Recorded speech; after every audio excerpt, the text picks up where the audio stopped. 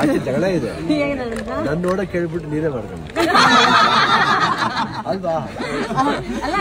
ನೋಡಿದಾರೆ ನೆನಪಿಲ್ಲ ಅಷ್ಟೇ ಅಲ್ಲ ಅಣ್ಣ ನಿಮ್ ಆಕ್ಚುಲಿ ನೀವು ನೋಡಿರೋ ಹುಡುಗನ ಡೈರೆಕ್ಟ್ ಆಗಿ ಆಮೇಲೆ ನಿಮಗೆ ತೋರ್ಸ್ಬಿಟ್ಟೆ ಮದುವೆ ಆಗಿದೆ ಸೊ ಎರಡು ಮ್ಯಾಚ್ ಮಾಡ್ಬಿಟ್ಟಿದ್ದೀನಿ ಇವಾಗ ಓಕೆ ನಾನು